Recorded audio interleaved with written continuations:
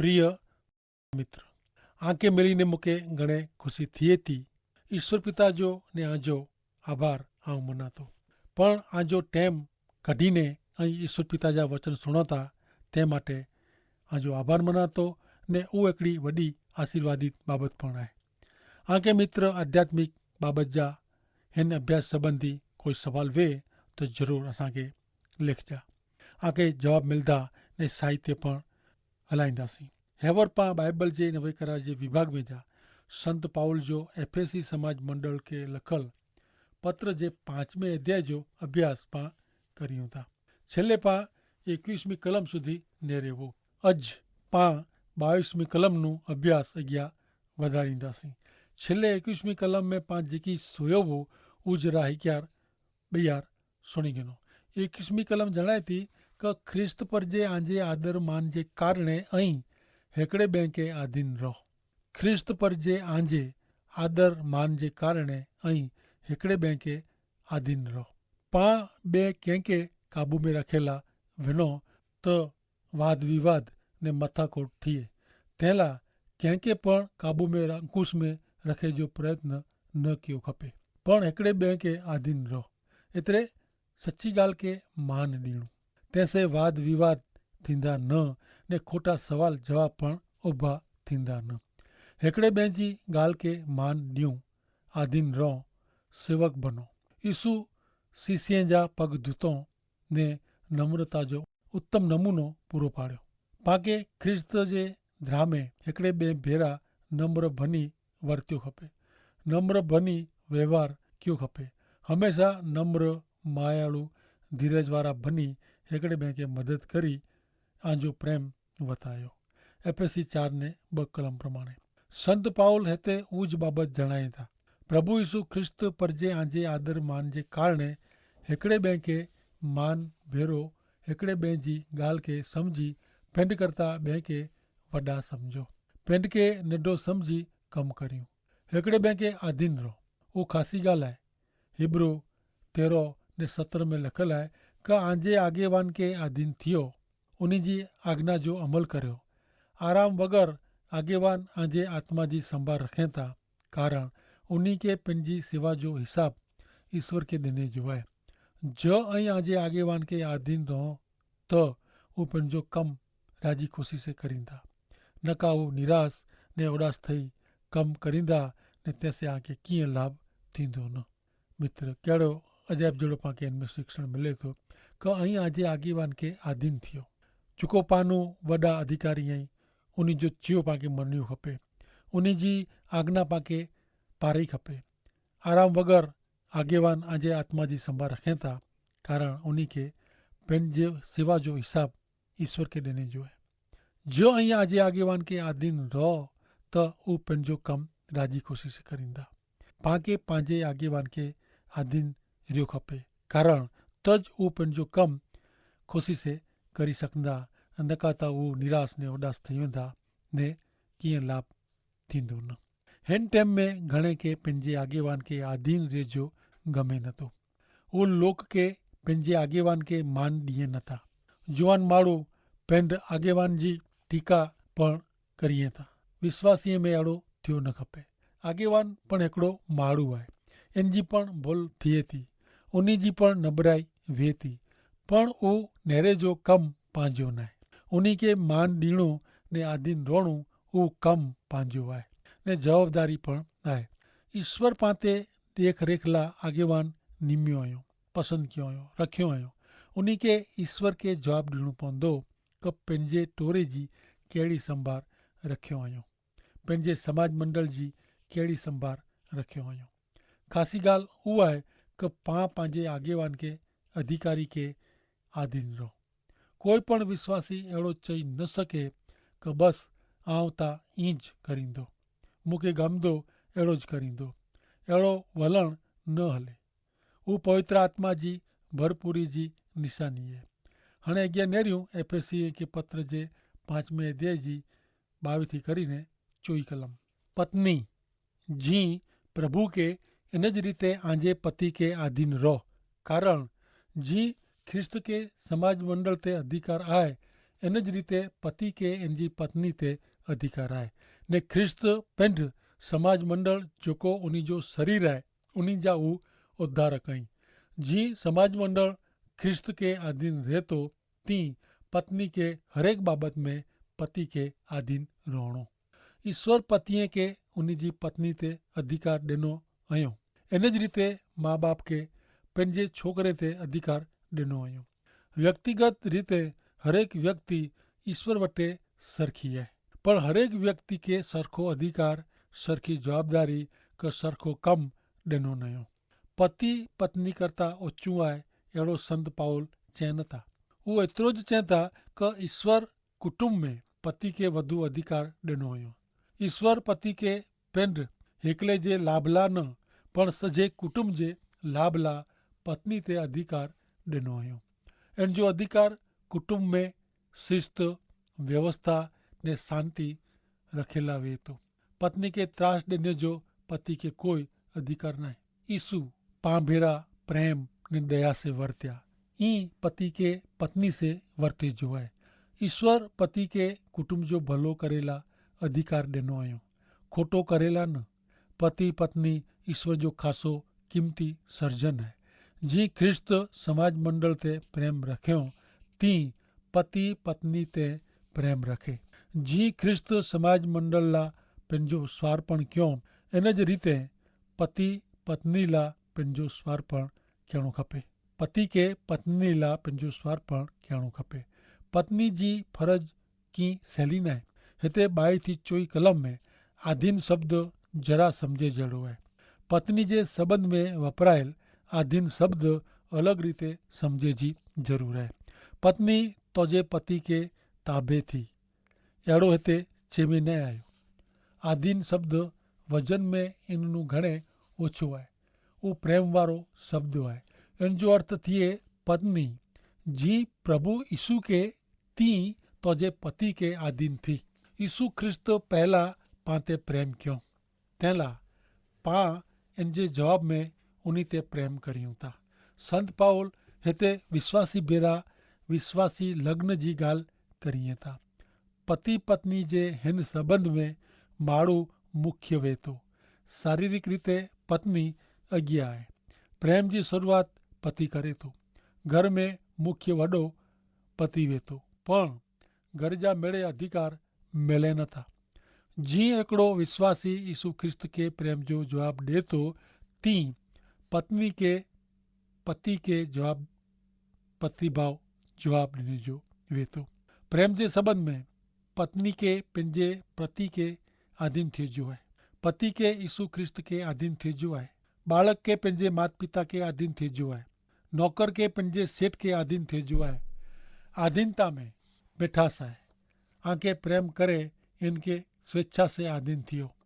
संबंध हिन प्रकार जो हुअणो खपे। जो अधीनता में प्रेम न वे तो अधीन थिएजे अर्थ जी कीअं क़ीमत न आहे। हिकिड़ा सेवक चवनि था, आउं घणे पत्नी पति के लग्न जीवन में सलाह सूचन ने मार्गदर्शन ॾिना आहिनि ने मूंखे ख़बर पई आहे कि लग्न जीवन में 75% वांक पुरुष जो वे थो। लग्न जीवन में पति के प्रेम जो दीवो दोखंदो रखे जो वे थो। गीते जा गीत नाजे बाइबल जे पुस्तक में जणाए में आयो आहे कि पति पंहिंजी पत्नी के चए थो कि तूं रूपारी आहीं, मुंहिंजा प्रेम तूं रूपारी आहीं। ने पत्नी जवाब ॾींदे चए थी कि मुंहिंजो प्रीतम आहे ने आउं इन जी आहियां। पति पहला पंहिंजो प्रेम ज़ाहिर करे थो ने पत्नी जवाब ॾिए थी। पंहिंजे आदि माता पिता आदम हवा के इन प्रमाणे बनाए में आया हुआ। आदम के पत्नी जी ज़रूर पई, तॾहिं ईश्वर इनके पत्नी ॾिनो। पत्नी के पति जी मदद करता बनेला ॾिने में आवी हुई।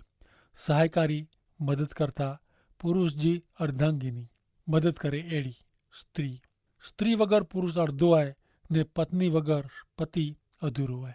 ईश्वर उन बॉय के हिकिड़ो कयो ने उन के आदम अहिड़ो ना ॾिनो। आउं जेकी चां थो उहो कोई आदर्श सिद्धांत ज न आहे। ही कोई परिकथा जी ॻाल्हि न आहे। ही हक़ीक़त आहे, जीवन जी वास्तविकता आहे। हिन कलम में कुटुंब विषय संत पाउल सलाह सूचन जो दिए था इनमें जणाइए था कि विश्वासी जो घर कुटुंब यीशु ख्रिस्त ने समाज मंडल वच्चे जे संबंध जे अरीसे जड़ो हुणो खपे। आधीनता जे धोरणे पत्नी के पति के अधीन रहिजो है ने प्रभु यीशु ख्रिस्त के अधीन रहिजो है।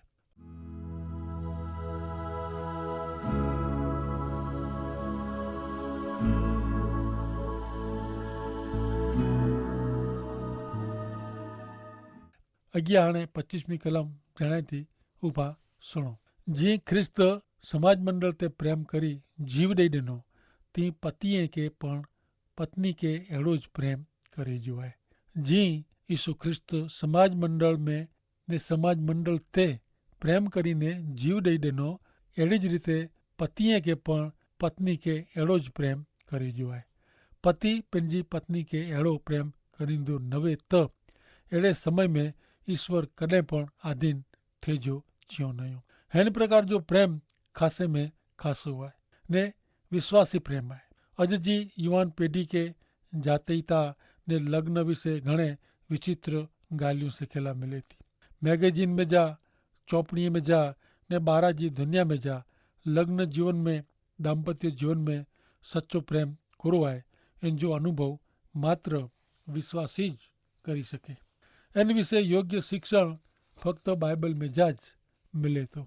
दाम्पत्य जीवन में पति पत्नी वच्चे जो प्रेम यीशु ख्रिस्त ने समाज मंडल वच्चे जे ओचे प्रेम में तॾहिं ज पुॼी सके जॾहिं पति पत्नी यीशु ख्रिस्त जे शरणे अचीने सच्चा विश्वासी बनिया वे। हिन प्रकार जे प्रेम जहिड़ो ॿियो कीअं आहे न मित्र। हाणे नेरियो एफएसी 5 अध्याय ने 6 कलम सुनो। ख्रिस्त समाज मंडल के पंहिंजे वचन से जल स्नान ने शुद्ध क्यों हो। ख्रिस्त समाज मंडल के पंहिंजे वचन से जल स्नान से शुद्ध क्यों हो। यीशु ख्रिस्त समाज मंडल ते प्रेम करीने पंहिंजो जीव ॾेई ॾिनो। ही भूतकाल में बन्यो।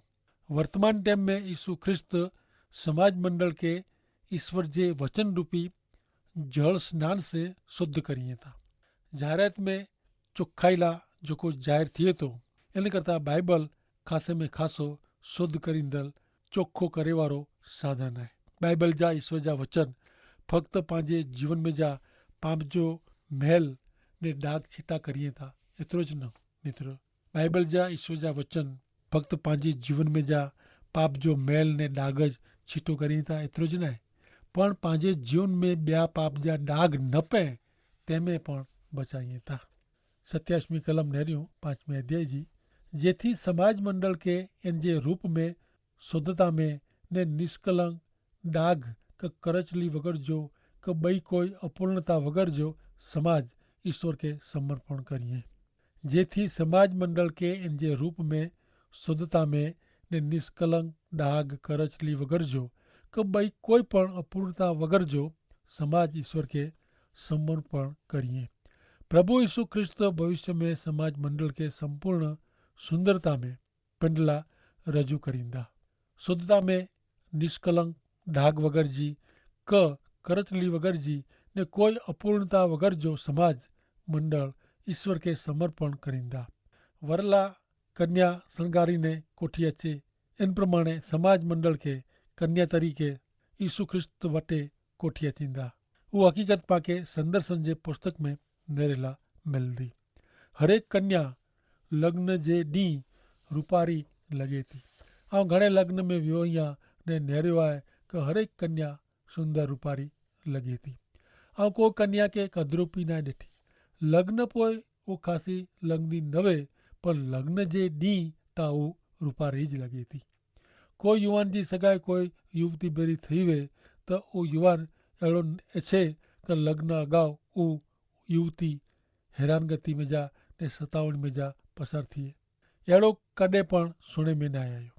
समाज मंडल के पण अचे वारी महाविपत्ति में जा पसार थी जो न। समाज मंडल जी सगाई यीशु ख्रिस्त बेरी थई आहे ने यीशु ख्रिस्त ईश्वर जे वचन रूपी जल स्नान से समाज मंडल के शुद्ध करी रहिया आहिनि। समाज मंडल कोई इमारत का मकान न है पण सच्चे विश्वासी जो टोरो है, समूह है, समाज है। वो याद रखजा।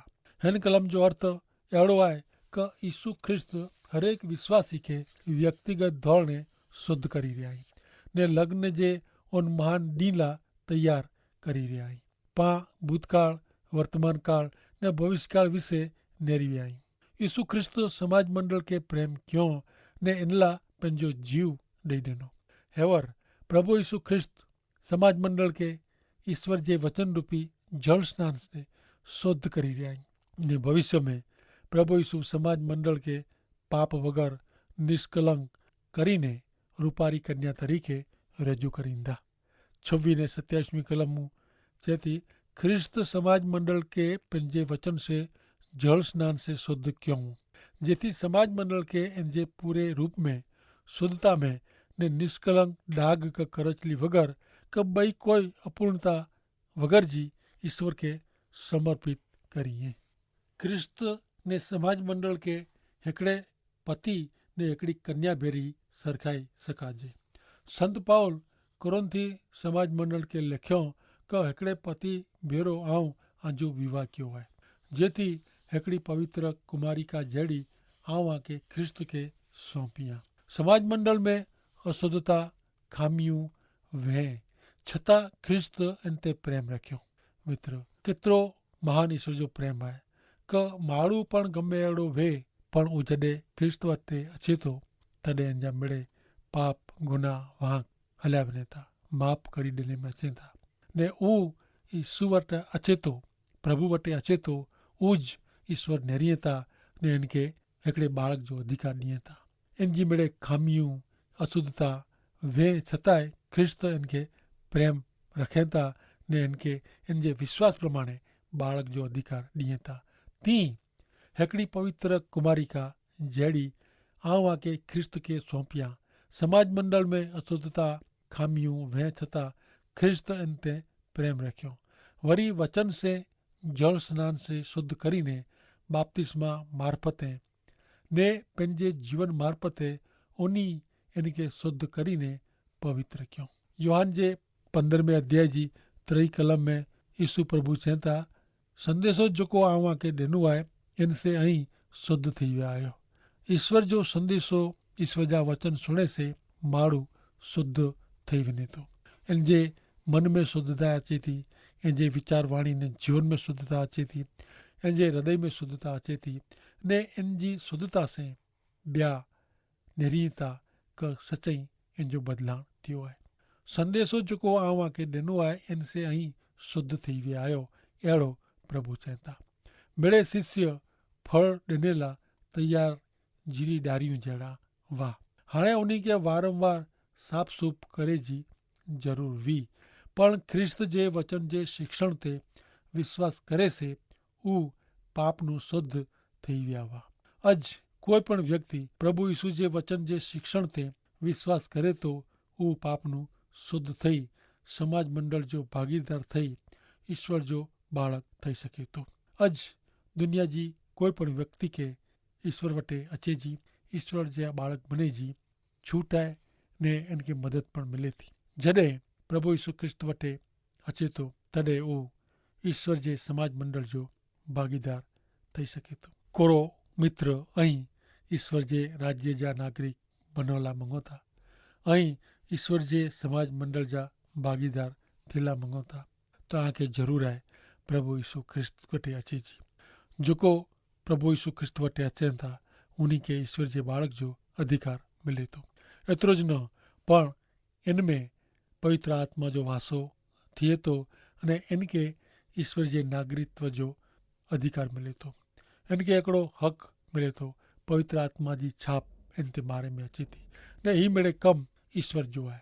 पाके था फक्त विश्वास करीने ईश्वर वटे अचे जो आहे, उन्हीं के पंहिंजा हिकिड़ा मात्र मुक्तिदाता तारणहार तरीके स्वीकारे जाए, कारण वो पाके पाप जी शिक्षा में जा बचाइए था अने हर एक टाइम ते वो पांजो रक्षण करिए था। जरूर है प्रभु यीशु ख्रिस्त वटे अचे जी ने उन्हीं जो स्वीकार करे जी। जॾहिं माण्हू अहिड़ो करींदो तॾहिं जा पाप गुनाह माफ़ थींदा ने ईश्वर जे मंडल जो वो भागीदार थई ईश्वर जो बालक बनी सकंदो। आमीन।